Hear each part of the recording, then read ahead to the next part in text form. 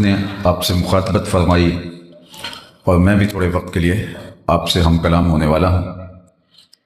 حضور کا ذکر ہمارے لیے قلبی روحانی تسکین کا سامان ہے، اور ویسے تو پورا سال حضور کے ذکر کا چراغاں رہتا ہے، لیکن جو ہی حضور کے میلاد کا موسم آتا ہے تو دلوں کی کھیتیاں سرسبز ہو جاتی ہیں، ایک عجیب کیفیت اور ایک عجیب رنگ اور آہنگ پیدا ہوتا ہے۔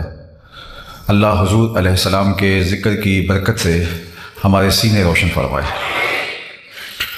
حضور کے ذکر کی تاثیرات عطا کرے، باطن اجلے کر دے، اور ہم سب کو میلاد رسول صلی اللہ علیہ وآلہ وسلم کے صدقے سے توفیق عمل عطا فرمائے۔ میں سب سے پہلے آپ کو ایک مجلس میں لیے چلتا ہوں جس کو منعقد ہونے کے لیے مسجد نبوی کا صحن میسر آیا۔ آج تو ہم مجلس برپا کرنے کے بعد عرض گزار ہوتے ہیں، سنا ہے آپ ہر عاشق کے گھر تشریف لاتے ہیں، ہمارے گھر بھی ہو جائے چراغاں جیسے، لیکن اس محفل نور میں حضور علیہ السلام تشریف فرما ہوئے، عملاً چراغاں ہوا۔ مجلس برپا تھی، حضور حجرہ انور میں تھے، وہاں سے اٹھے اور خرامہ خرامہ اس مجلس میں تشریف فرما ہو گئے۔ صحابہ مجلس برپا کیے ہوئے تھے تو فرمایا ما اجلسکم، صحابہ تمہیں کس چیز نے بٹھایا ہے؟ جلسہ کاہے کا ہے، کیوں بیٹھے ہوئے ہو؟ جس طرح کوئی آپ سے پوچھے کہ یہ مصروف ترین وقت ہوتا ہے عصر سے مغرب تک کا وقت، اور آپ اس ہجوم کے ساتھ یہاں تشریف فرمائے ہیں تو کیوں بیٹھے ہوئے؟ تو آپ کا برجستہ جواب ہوگا کہ ہم آقا کریم کا ذکر سننے کے لیے بیٹھے، تو بات ختم ہو جائے گی۔ تو حضور علیہ السلام نے ارشاد فرمایا ما اجلسکم، یہ جلسہ کاہے کا ہے، کیوں بیٹھے ہو؟ تو جو انہوں نے جواب دیا وہ سنیے۔ انہوں نے کہا جلسنا نذکر اللہ ونحمدہ علی ما ہدانا لدینہ ومن علینا بک، حضور ہمارے بیٹھنے کا مقصود یہ ہے کہ ہم اللہ کی حمد بول رہے ہیں، اس کا شکرانہ ادا کر رہے ہیں اس بات پر کہ اس نے ہمیں ہدایت دین دی اور آپ کی صورت میں ہمارے اوپر انعام فرمایا۔ فضل رب العلا، اور کیا چاہیے، مل گئے مصطفیٰ، اور کیا چاہیے۔ ہم اس پر شکرانہ ادا کر رہے ہیں کہ حضور آپ ہمیں نصیب ہوئے۔ اب آقا کریم نے فرمایا کہ کیا تم اس بات پہ حلف دے سکتے ہو، قسم اٹھا سکتے ہو کہ اسی کام کے لیے بیٹھے ہو، کوئی اور مقصود نہیں ہے؟ تو انہوں نے کہا جی ہم حلف دیتے ہیں۔ باقاعدہ حضور نے ان سے حلف لیا اور انہوں نے باقاعدہ حلف دیا۔ اب ان کے چہروں پر استجاب کسی کیفیت تھی کہ حضور نے ہم سے حلف کیوں لیا ہے، جبکہ عمومی طور پہ ایسی چیزوں پہ حلف نہیں لیا جاتا۔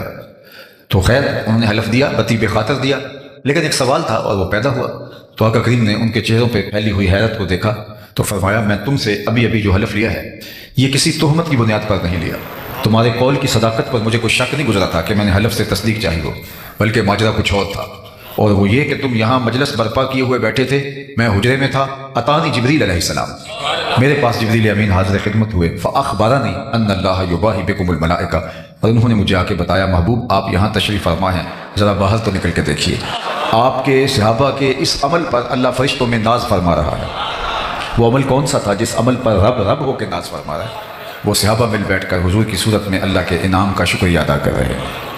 اللہ اکبر، اللہ کی رحمت سے کوئی بعید نہیں کہ آج کی مجلس بھی قبول فرما لی جائے، اور اللہ فرشتوں سے فرمائے دیکھو 15 صدیاں بیت گئی، یہ آج بھی بیٹھ کے اس نعمت کا شکرانہ ادا کر رہے ہیں۔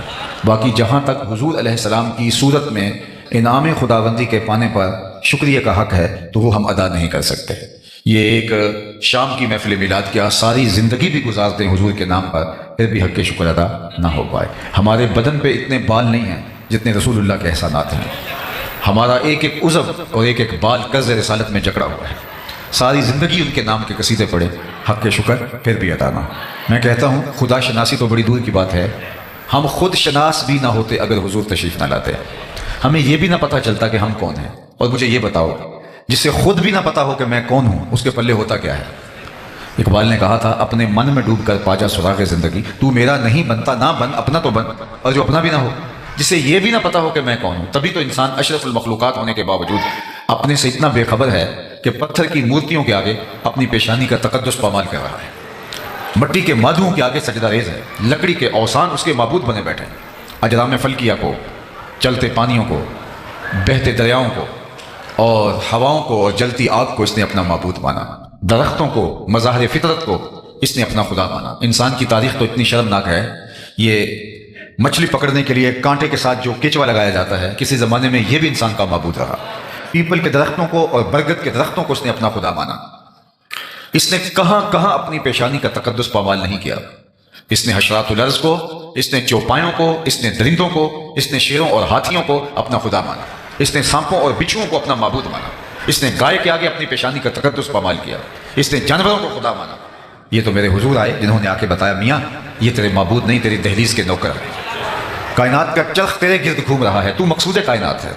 نہیں تو دیکھ چاند کو پوچھتا ہے، یہ دیکھ انگلی اٹھتی ہے اور وہ ٹکڑے ہو کے قدموں میں آتا ہے، سورج کو پوچھتا ہے، یہ دیکھ اشارہ ہوتا ہے وہ بھاگتا ہوا عصر کے وقت پہ آتا ہے، درختوں کو پوچھتا ہے چل میں نہیں تو اسے کہہ دے اللہ کا رسول بلا رہا ہے، درخت دوڑتے ہوئے آتے ہیں اور قدموں میں سلامیاں پیش کرتے ہیں، پتھر بول کے رسالت کی گواہی دیتے ہیں۔ اب انسان کو پتہ چلا کہ جن کو میں معبود مان رہا تھا وہ تو میری دہلیز کے نوکر نکلے، وہ تو انسان کے اشاروں پہ بھاگتے دکھائی دے رہے ہیں۔ اے تماشا گاہ عالم روئے تو کجا بہرے تماشا میر ابھی، دنیا کا چرخ تو تیرے گرد گھوم رہا ہے اور اے انسان تو کس کے گرد گھوم رہا ہے۔ اب اس کی آنکھ کھلی، اب اس کو سمجھ آئی، اب اس کی ٹون بدل گئی، لہجہ تبدیل ہو گیا۔ اب اس کا بدلا ہوا لہجہ دیکھیے، اب بولتا ہے فرشتہ کہنے سے میری توقیر گھٹتی ہے۔ خاموش رہیں بچے، میری طرف متوجہ رہیں، آپ کی توجہ مجھے چاہیے۔ فرشتہ کہنے سے میری توقیر گھٹتی ہے، میں مسجود ملائک ہوں، مجھے انسان رہنے دو۔ اب کہتا ہے مجھے انسان رہنے دو، یہ میرے لیے شرف ہے۔ وَلَقَدْ كَرَّمْنَا بَنِي آدَمَ کا تاج، اسے اب سمجھ میں آیا۔ لَقَدْ خَلَقْنَا الْإِنسَانَ فِي أَحْسَنِ تَقْوِيمٍ، یہ اب سمجھ میں آیا۔ یہ نائب الہی ہے، یہ خلیفۃ اللہ فی الارض ہے، اس کو اب سمجھ میں آیا۔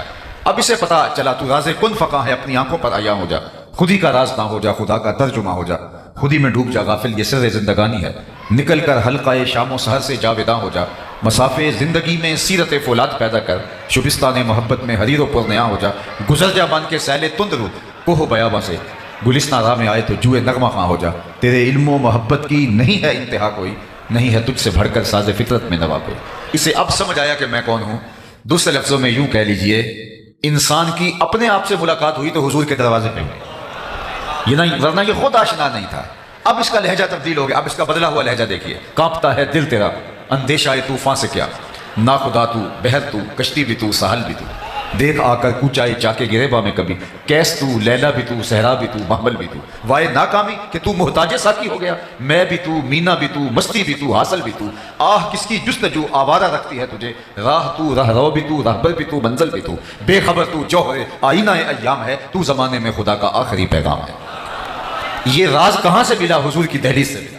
اور اگر یہ در نہ ملتا تو آج بھی دھکے کھا رہا ہوتا انسان، آج بھی در بدر کی ٹھوکریں اس کا مقصود ہوتا۔ نہیں تو آپ اپنی ہمسائیگی کے اندر دیکھ لیں، پی ایچ ڈی ڈاکٹر ہے اور بت کے آگے ہاتھ جوڑے کھڑا ہے، کتنی بھاری بھرکم ڈگری ہے، لیکن وہ جو اپنے بدن پہ بیٹھی مکھی نہ اڑا سکے، اس کی ضرورت کی کیا کفالت کرے گا، لیکن ہاتھ جوڑے کھڑا ہے۔ دوسری جانب M B B S doctor ہے اور گائے کے پیشاب کو چسکیاں لے کے تبرک سمجھ رہا ہے اور اس کو پی رہا ہے، اس کی طبیعت میں کوئی نفاست نہیں، اس کو اس گائے کے پیشاب سے اٹھتا ہوا تعفن اور اس کی بدبو سے اس کی طبیعت میں کوئی تقدر پیدا نہیں ہوتا۔ ڈگری دیکھیے اور کام دیکھیے۔ دوسری جانب میں ایک گاؤں کا رہنے والا ہوں آپ کی طرح، میں نے اپنے گاؤں میں ایک بچے کو دیکھا کہ وہ اپنے پانچے کو مل مل کے دھو رہا ہے، تو میں نے اس کو جھڑکنے کے لہجے میں کہا کہ تم نے اتنا زیادہ پانی کھول رکھا ہے، تو وہ لجاجت والے لہجے میں مجھے جواب دیتا، حضرت میں سکول جا رہا تھا، راستے میں کسی جانور کے پیشاب کے چھینٹے میرے پانچے پہ گر گئے۔ وہ کوئی درس نظامی کا فاضل نہیں تھا کہ جس نے نجاست غلیظہ و خفیفہ کے حکام پڑھے ہوں، ایک عام سا بچہ دوسری تیسری کلاس کا۔ میں سوچ میں ڈوب گیا کہ اس ڈاکٹر کو تو سمجھ نہیں آئی اور اس 7 سال کے بچے کو سمجھ آ گئی، اور یہ پانچے کے اوپر پڑے ہوئے پیشاب کے غیر مری چھینٹے بھی گوارا نہیں کرتا، تو اندر سے آواز آئی وہ ہے ڈاکٹر لیکن اس کے ہاتھ میں دامن میرے حضور کا نہیں ہے، اور یہ ہے بچہ لیکن گٹی میں ماں نے پیار حضور کا دیا تھا، لہٰذا تقدس اس کی روح کے اندر تک اتر آیا ہے اور اس کو یہ چھینٹے بھی گوارا نہیں ہے۔ زندگی ملے گی تو میلاد والے رسول کی چوکھٹ سے ملے گی، اگر یہ در نہیں ملا تو سوائے نجاست، سوائے غلاظت، سوائے گندگی کے اور کوئی مقصود نہیں ہوگا۔ اگر پاکیزگی چاہتے ہو، اگر عفت چاہتے ہو، اگر پاک دامنی چاہتے ہو، اگر نفاست چاہتے ہو، اگر شعور، نور اور روشنی چاہتے ہو تو محمد رسول اللہ کی چوکھٹ پہ آنا صلی اللہ علیہ وآلہ وسلم۔ نہیں تو انسانیت آج بھی دنیا کے اوپر اس وقت جو انسانی آبادی ہے وہ 8ویں ارب میں داخل ہو گئی ہے، 7 ارب سے تجاوز کر چکی ہے، اور 7 ارب 8 ارب آبادی میں کوئی 500 سے زیادہ مذاہب پائے جاتے ہیں۔ کچھ تو کسی مذہب کو نہیں مانتے، لیکن پھر بھی جو کسی مذہب پہ، کسی دھرم پہ الہامی یا غیر الہامی یقین رکھتے ہیں تو ان کی تعداد 500 سے زیادہ مذاہب کی ہے۔ جو دنیا کے اوپر اس وقت میسر مذاہب ہیں ان کی تعلیمات صحیح ہیں یا غلط ہیں، میری اس سے بحث نہیں ہے، لیکن میں اور آپ ذرا تصور کیجئے 8 ارب آبادی میں 500 سے زیادہ مذاہب، اور اللہ نے ہمیں اسلام میں پیدا کیا، مسلمانوں کے گھر پیدا کیا۔ ہم نے کوئی ٹوکن دیا ہوا تھا؟ ہم نے اس لیے کوئی محنت کی ہوئی تھی کہ ہم مسلمانوں کے گھر میں پیدا کیا گیا؟ یہ محض اس کا کرم ہوا، اور ہمارے والد صاحب مسجد سے مولانا کو بلا لائے اس وقت کے جب ہم حرف و صوت سے بھی آشنا نہیں تھے، ابھی ماں کی بولی بھی سمجھ نہیں لگے تھے، اور مولانا نے آ کے کان میں عربی میں اذان دی، گویا وہ مبارک دے رہے تھے کہ مبارک ہو تو حضور کا غلام بن کے آ رہا ہے، شاہوں سے ملا ہے نہ تونگر سے ملا ہے، اللہ کا عرفان اسی در سے ملا ہے، اوروں کو ملا ہے تو مقدر سے ملا ہے، مجھ کو تو مقدر بھی تیرے در سے ملا ہے، میری خوش بختی کہ میں تیرا امتی، یہ میرے مقدر ساری زندگی اس نعمت کا شکریہ ادا کرتے رہے، حق کے شکر ادا نہ ہو، یہ ایک دن کی محفل میلاد کیا، ساری زندگی ان کے نام لگا دیں، حق کے شکر ادا نہ ہو، چونکہ ہمیں اللہ نے یہ سعادت نصیب فرمائی۔ 12 نبیوں نے آرزویں کی ہیں، کتب میں آتا ہے حضور کی امت میں ہونے کے لیے 12 پیغمبروں نے آرزویں کی ہیں، ہم نے تو کوئی آرزو نہیں کی تھی۔ اللہ اکبر، نبی منتظر رہے، کوئی ہاتھ پھیلا کے دعا مانگتا رہا، ربنا وابعث فیہم رسولا، مالک آنکھیں بوڑھی ہو گئیں اب اسے بھیج بھی دے، کوئی کہہ رہا ہے مبشرم برسول یات من بعد اسمہ احمد، چلو میں نام بھی بتا دیتا ہوں، یہ حضرت عیسیٰ تھے، لوگوں میں نام بھی بتا دیتا ہوں، ان کا نام احمد ہوگا۔ ایک حواری کھڑا ہوا، حضرت جس کے قصیدے آپ بھی پڑھ رہے ہیں، کیا آپ سے بھی افضل ہوگا؟ ہر مرید سوچتا ہے میرے پیر کا جوڑ نہیں ہے، ہر شاگرد کہتا ہے میرا استاد تو پھر میرا استاد ہے، کارکن کہتا ہے میرے لیڈر کا مقابلہ ہے ہی نہیں، امتی بھی سوچتا ہے میرا نبی تو پھر میرا نبی ہے، لیکن جب نبی خود قصیدے کسی کی پڑھ رہا ہو تو حیرت تو ہوگی۔ تو حواری نے کہا حضرت جس کے قصیدے آپ بھی پڑھ رہے ہیں کیا آپ سے بھی افضل ہوگا؟ تو سنو حضرت عیسیٰ نے کیا جواب دیا۔ انجیل برناباس کے اندر آج بھی یہ لفظ موجود ہیں، جبکہ یہ محرف کتاب ہے، تحریف راپ آ گئی ہے، انہوں نے بہت ساری اس کتاب سے چیزیں نکال پھینکی ہیں، لیکن اس کے باوجود اس تحریف شدہ کتاب میں انجیل برناباس کے نسخے میں یہ لفظ آج بھی موجود ہیں۔ جب حواری نے کہا حضرت جس کے قصیدے آپ بھی پڑھ رہے ہیں کیا وہ آپ سے بھی افضل ہوگا؟ حیرت میں ڈوب کر جب سوال کیا، حضرت عیسیٰ کیا جواب دیتے ہیں؟ تمہارے سینے ٹھنڈے ہو جائیں گے، تمہاری آنکھوں کو ٹھنڈک محسوس ہوگی، تمہاری روح سرشار ہو جائے گی۔ حضرت عیسیٰ نے کہا افضل ہونے کی بات پوچھتے ہو، وہ تو اتنی عظمتوں کا حامل ہے، اگر اس کے نالین کے تسمے پھولنے کی سعادت ابن مریم کو مل جائے تو یہ بھی مقدر کی بات ہے، یہ بھی وقت کی بات ہے، وہ تو اتنی شانوں کا مالک ہے، اور وہ میرے اور آپ کے آقا و مولا ہے۔ کسی نے کہا بری نازم کے ہستم امتے تو، میں اس بات پہ ناز کرتا ہوں کہ حضور میں آپ کا امتی ہوں، بری نازم کے ہستم امتے تو گناہ گارم و لیکن خوش نصیبم، گناہ گارم و لیکن خوش نصیبم، میں گناہ گار ضرور ہوں لیکن اللہ نے میرے مقدر ایسے رکھے کہ مجھے آپ کا غلام بنایا۔ تو یہ میرے اور آپ کے وقت تو صاحب، ایک تو مجھے حیرت ہوتی ہے کہ جب آج امت اس بات پہ لڑ رہی ہے کہ حضور کے ذکر کی مجلس کو برپا کرنا ہے یا نہیں کرنا، ابھی بھی یہ لڑائی ہوگی۔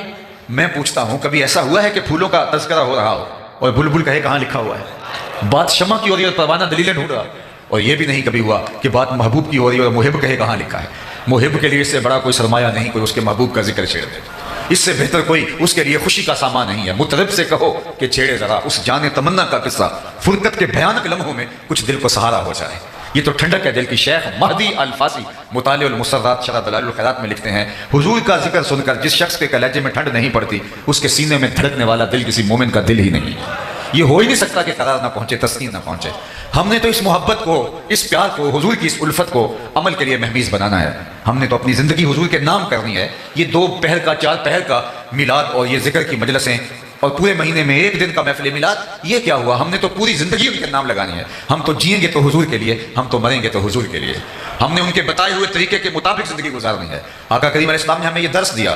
اللہ کے محبوب علیہ السلام ایک نے وضو فرمایا اور صحابہ وضو کا پانی زمین پر نہیں گرنے دیتے، وہ پانی کسی کے ہاتھوں پہ ہوتا ہے اور وہ اپنے چہروں پہ مل لیتے ہیں، اور جس کو وہ پانی میسر نہیں آتا وہ کسی کے گیلے ہاتھوں سے ہاتھ رگڑ کے اپنے چہرے پہ مل لیتے ہیں۔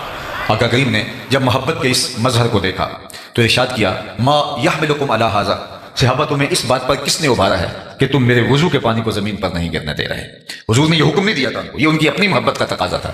ہر چیز کے لیے حکم کا انتظار نہیں ہوتا، محبت یار منانے کے ڈھب خود سیکھ لیتی ہے۔ محبوب کو کیسے راضی کرنا ہے، محبوب کے ساتھ محبت کا اظہار کیا ہے، اس کا سلیقہ اور اس کا قرینہ کیا ہوگا، محبت خود راہیں تلاش کرتی ہے۔ پانی ہڑا نو لوڑ کی راہ پر آندھی، پہنچے آپ دریا سرکار یارا۔ وہ تھوڑا سا پانی ہو تو اس کے لیے راستے بنائے جاتے ہیں کہیں جذب نہ ہو جائے، لیکن جب طوفان کی شکل میں، سیلاب کی شکل میں پانی آئے تو پھر اس کے لیے راستے نہیں بنائے جاتے، وہ اپنی راہیں خود تلاش کرتا ہے اور آگے بڑھتا چلا جاتا ہے۔ جب عشق آتا ہے، محبت آتی ہے تو پھر یار منانے کے ڈھب بھی آ جاتے ہیں۔ تو حضور نے فرمایا ما یحملکم علی ھذا، میں نے تو یہ حکم نہیں دیا۔ ایک دن حضور علیہ السلام نے پچنے لگوائے اور ایک لگن میں خون جمع کر دیا گیا، تو آقا کریم نے ایک صحابی کو دیا کہ اس کو لے جاؤ اور جا کے کسی ایسی جگہ اس کو بہا دو، ٹھکانے لگا دو جہاں کسی کے قدم نہ پہنچے۔ وہ گئے، ایک پتھر کی اوٹ میں بیٹھ کے خود نوش جان کر لیا۔ جب واپس پلٹے تو آقا کریم نے فرمایا ٹھکانے لگائے؟ جی حضور، ایسی جگہ پہ جہاں کسی کے قدم نہیں پہنچیں گے۔ حضور مسکرائے اور فرمایا لعلک شربت، شاید تم نے پی لیا ہے۔ قال نعم، جی جی حضور، میں نے کہا ایسا مشروب کہاں ملے گا، حضور کا خون میرے خون میں شامل ہو جائے۔ حضور ناراض نہیں ہوئے کہ تم نے یہ کیا کیا، میں نے تو بہانے کا کہا، تم نے پی لیا، لیکن حضور نے جو لفظ کہا وہ سنیے، یا غلام قد حررت نفسک من النار، اے بیٹے تو نے اپنے آپ کو آتش دوزخ سے بچا لیا۔ تو حضور کے وضو کے پانی کو صحابہ زمین پر نہیں گرنے دیتے۔ تو اگر کہیں فرمایا یا میں لوگوں ہمارا حاضر، تمہیں اس بات پر کس نے ابھارا؟ میں نے تو حکم نہیں دیا. تو انہوں نے کہا حب اللہ و رسولہ، اللہ اور اس کے رسول کی محبت نے. تو اللہ کے محبوب نے پھر ارشاد فرمایا جو یہ چاہے اللہ اس کے رسول سے محبت کرے اور اللہ اس کا رسول اس سے محبت کرے، اس کو 3 کام کرنے چاہیے. یعنی تمہارا یہ عمل اپنی جگہ پہ درست، لیکن کہیں اس عمل کی کیفیت میں کھو جاؤ اور کہیں عمل سے بے نیاز نہ ہو جاؤ. تم نہیں ہوگے آنے والے اس عمل سے جو ہے وہ اس اظہار محبت سے باقی عملی زندگی سے کہیں کنارہ کش نہ ہو جائیں. حضور نے ایک اصول دیا، فرمایا تمہارا یہ عمل اپنی جگہ پہ، لیکن سنو جو یہ چاہتا ہے کہ اللہ اس کے رسول سے پیار کرے، اللہ اور اس کا رسول اس سے پیار کرے، اس کو 3 کام کرنے چاہیے. جب بھی بولے سچ بولے، جب اس کے پاس امانت رکھی جائے خیانت نہ کرے، اور جب کوئی اس کی ہمسائیگی میں آ بسے تو مجاورت کا، ہمسائیگی کا حق ادا کرے. یعنی تمہارا وہ عمل اپنی جگہ پہ کہ میرے وضو کے پانی کو تم زمین پر نہیں گرنے دیتے، لیکن محبت کہیں یہی نہ رک جائے اور میرا لایا ہوا نظام کہیں تمہاری نظروں سے اوجھل نہ ہو جائے، آنے والوں کی نظروں سے اوجھل نہ ہو جائے. تو فرمایا کہ جو چاہے کہ اللہ اس کے رسول سے محبت کرے اور اللہ اس کا رسول اس سے محبت فرمائے، تو اس کو یہ 3 کام کرنے چاہیے. سب سے پہلے سچ بولے، جب بھی بولے اس کی زبان سے جھوٹ نہیں نکلنا چاہیے. یہ مومن کی زندگی ہے، مومن سچا ہوتا ہے. اور ہم کیوں سچے نہیں ہوں گے؟ ہمارے نبی کو تو کافر بھی صادق و امین کہتے تھے. اللہ کے محبوب علیہ السلام سے پوچھا گیا کہ حضور مومن بزدل ہو سکتا ہے؟ فرمایا نہیں، بہادر ہوتا ہے، لیکن ہو سکتا ہے کبھی بزدلی بھی کر جائے، آخر بشری تو ہے. پھر پوچھا گیا مومن بخیل ہو سکتا ہے؟ فرمایا نہیں، سخی ہوتا ہے، لیکن ہو سکتا ہے کبھی بخل بھی کر جائے، آخر بشری تو ہے. پھر تیسرا سوال ہوا مومن جھوٹا ہو سکتا ہے؟ فرمایا جھوٹا نہیں ہو سکتا، یہ طے شدہ بات ہے، مومن ہو جھوٹا ہو یہ نہیں ہو سکتا. میں اور آپ اپنے اندر اتر کے دیکھیں، اگر بات بات پہ جھوٹ بولتے ہیں تو پھر کاہے کا اسلام اور کاہے کا دین؟ ہمیں تو بتایا گیا ہے کہ تمہاری زبان سے سچ کے علاوہ کچھ نہ نکلے. اللہ اکبر. جو شخص جھوٹ بولتا ہے اس کے منہ سے بدبو نکلتی ہے، جو عام لوگ تو نہیں سونگھ پاتے، لیکن اللہ کے نورانی فرشتے اس کو سونگھتے ہیں، اس کو محسوس کرتے ہیں اور 1 میل پیچھے ہٹ جاتے ہیں. اب مجھے بتائیے جو رحمت کا پارسل لے کے رحمت کی ڈلیوری دینے ہمارے گھر آ رہے تھے، تو گھر سے نکلتے ہوئے بدبو کے بھوکوں کی وجہ سے پیچھے ہٹ گئے. اور اگر گھر میں باپ بھی جھوٹ بولتا ہے، ماں بھی جھوٹ بولتی ہے، بچے اور بیٹیاں بھی جھوٹ بولتی ہیں اور بہویں بھی جھوٹ بولتی ہیں، وہاں سے تو جو ہے وہ بدبو کے بھوکے اٹھ رہے ہو گئے، فرشتے کتنے دور چلے گئے ہوں. تو اب گھر میں بے برکتی، نحوست اتر آئی، کیونکہ جو فرشتے لانے والے تھے رحمت، وہ باہر شہر سے کھڑے ہیں. اور ہم نے سمجھا شاید کسی نے تعویذ ڈال دی ہے، ہم نے سمجھا شاید کسی نے ٹونا کر دیا. ہم بھاگے عامل کے پاس، اور عامل صاحب تو ٹھیا لگا کے بیٹھے اسی کام کے لیے تھے. انہوں نے کہا تم وقت پہ آ گئے ہو، ورنہ 2 گھنٹے بھی لیٹ ہوتے تو یہ چل جانے تھے. اب تمہیں اتنے منگل آنا پڑے گا، اتنے بدھ آنا پڑے گا. اور جس کو نہانا بھی نہیں آتا تو لوگ جا کے وہاں بیٹھے ہوتے ہیں. مسئلہ کیا ہے؟ مسئلہ یہ ہے کہ رحمت کے فرشتے گھر میں نہیں آ رہے. بدبو کی وجہ سے، جو جھوٹ کی وجہ سے پھیلی ہے، تعفن کی وجہ سے، اس عفونت کی وجہ سے وہ شہر کے باہر کھڑے ہیں، گاؤں کے باہر کھڑے ہیں، ہاتھوں میں پارسل لیے ہیں ہمارے حصے کے، لیکن ان گلیوں میں داخل نہیں ہو سکتے، بدبو اتنی پھیلی ہوئی ہے. اور ہم نے سمجھا کسی نے تعویذ ڈال دی ہے، بلکہ وہ عمل کہتے ہیں بندش کر دی ہے. یہ ایک عجیب اصطلاح ہے. رزق کھولتا بھی اللہ ہے، رزق بند بھی اللہ کرتا ہے. اللہ تعالیٰ کے اختیار میں، یہ کسی کا بس نہیں کہ کسی کا رزق باندھ دے. اگر کسی کا بس میں ہو تو کوئی کسی کو 2 لقمے بھی نہ کھانے دے. رزق اللہ نے اپنے ذمہ کرم پہ رکھا. وما من دابۃ فی الارض الا علی اللہ رزقها. زمین پہ چلنے اور رینگنے والی کوئی چیز نہیں جس کا رزق اس کے ذمہ کرم پہ نہ ہو. اور رزق اس کو بھی دیتا ہے جو اسے مانتا ہے، اور رزق اس کو بھی دیتا ہے جو اسے نہیں مانتا. لیکن اللہ تعالیٰ جل شانہ ہدایت اسے دیتا ہے جس کو پسند فرماتا ہے. تو اس لیے پہلی چیز فرمایا جھوٹ نہیں بولنا. دوسری بات فرمائی جب تمہارے پاس امانت رکھی جائے اس میں خیانت نہیں کرنا. اللہ اکبر. کوئی چیز رکھی جائے امانت کے طور پہ، وہ مری چیز ہو، مبصر چیز ہو، یہ تو بڑی بات ہے. ہمارے دین نے تو ہمیں یہاں تک بتایا کہ اگر تم سے کوئی بات کرے اور بات کرتے ہوئے دائیں بائیں دیکھے تو اس کا مطلب یہ ہے وہ چاہتا ہے کہ یہ میری بات کوئی اور نہ سنے. فرمایا تمہارے اوپر وہ بھی واجب ہے کہ اس بات کو کسی تک نہ پہنچے. یعنی تمہارے سے کوئی بات کرتا ہوا دائیں بائیں دیکھے تو وہ بات بھی امانت بن جاتی ہے. چاہے جائے کہ کوئی چیز لا کے تمہارے پاس رکھے اور بعد میں تم ہڑپ کر کے بیٹھ جاؤ اور تمہاری دینداری میں فرق ہی نہ آئے. لوگوں کی جائیدادوں پہ قبضہ کر جاؤ، لوگوں کی زمینوں پہ قبضہ کر جاؤ، لوگوں کے گھروں پہ قبضے کر جاؤ، لوگوں کا مال کھا لو اور پھر بعد میں عمرے اور حج کرو. وہ عمرے اور حج اس کھائے ہوئے مال کا کفارہ نہیں ہو سکتے. یہ دینا ہی پڑے گا. جس نے کسی کی 1 انچ بھی دبائی، کل قیامت کے دن 7 زمینوں کا توق اسے گلے میں ڈال دیا جائے گا. اس دن تو ایک عمل کا حساب ہونا ہے. تو امانت اگر تمہارے پاس رکھی جائے تو اس میں خیانت نہیں کرو گے. اور تیسری بات فرمائی کہ جو ہمسائے ہیں ان کے حقوق کا خیال رکھنا. اللہ اکبر. جو یہ چاہتا، جو اللہ اور پچھلے دن پر ایمان رکھتا ہے وہ مہمان کی تعظیم کرے اور ہمسائے کی تکریم کرے. اللہ اکبر. فرمایا اللہ کے محبوب نے مجھے ہمسائے کے بارے میں اس قدر تاکیدات کی گئیں کہ مجھے لگا کہیں مال کے اندر، جائیداد کے اندر، وراثت کے اندر حقدار نہ ٹھہرا دیا جائے.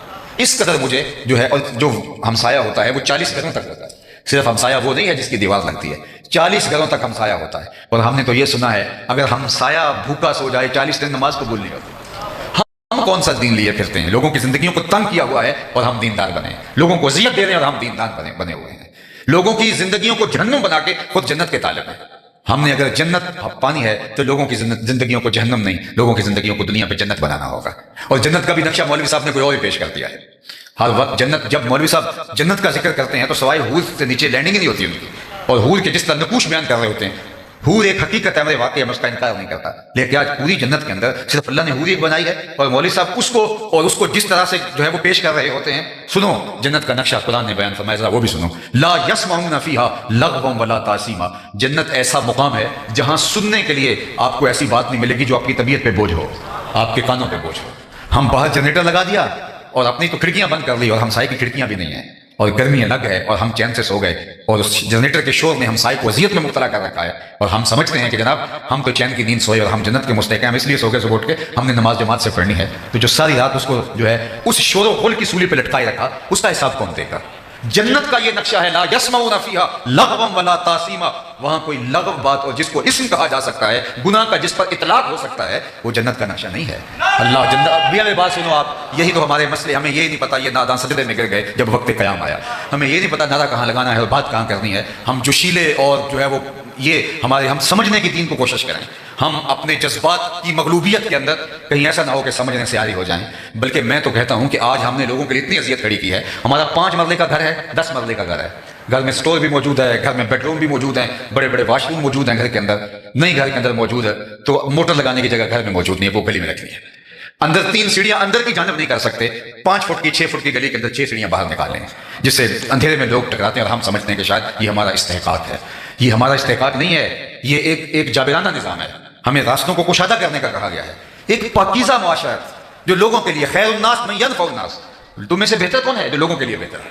ہم لوگوں کو ضرر دے کے، تکلیف پہنچا کے، اور جو ہے وہ لوگوں کی جو مفاد عامہ کی چیزیں ہیں ان کو نقصان پہنچا کے سمجھتے ہیں کہ ہم جنت کے حقدار بن گئے. تو صاحب ہمارا دین ہمیں کیا سکھاتا ہے؟ تو اللہ کے محبوب نے کیا فرمایا؟ تمہارا یہ عمل کہ تم میرے وضو کے پانی کو زمین پہ نہیں گرنے دیتے، مبارک ہے، اس کی نفی نہیں کی، لیکن فرمایا یہ 3 باتیں بھی یاد رکھو. جب بھی بولنا سچ بولنا، کبھی جھوٹ نہ بولنا. تمہارے پاس جب امانت رکھی جائے تو کبھی خیانت نہ کرنا. تیسری بات فرمائی جو تمہاری ہمسائیگی میں آبسے، فرمایا اس کی مجاورت کا خیال رکھنا. میں آپ کو اگر بتاؤں کہ شرک کے بعد سب سے بڑا گناہ کیا ہے جو اللہ کے محبوب نے بیان فرمایا، شرک کے بعد سب سے بڑا گناہ ہمسائے کی عورت کے ساتھ گناہ کرنا ہے. چونکہ ہمسایہ ماں چایا ہوتا ہے تو یہ ایک پردہ ہوتا ہے اور اس کو ایک آسرا ہوتا ہے کہ یہ میرا ہمسایہ ہے. تو اللہ کے محبوب نے شرک کے بعد سب سے بڑا گناہ حلیلہ تو جارحی فرمایا کہ جو ہے وہ ہمسائے کی عورت کے ساتھ جو ہے وہ ایسا عمل کرنا جو نامحمود ہے. تو مجھے اور آپ کو دیکھنا ہوگا کہ ہم کہاں کھڑے ہیں، اپنی اولاد کو دین کی راہوں پہ ڈالنا ہوگا. اور یہ میلاد صرف جھنڈے اٹھانے کے لیے نہیں، نعرے لگانے کے لیے نہیں، یہ میلاد ہمارے اندر کو سنوارنے کے لیے. میں جھنڈوں کا منکر نہیں ہوں، میں خود بھی جھنڈیاں لگاتا ہوں، خود بھی چلاتا ہوں.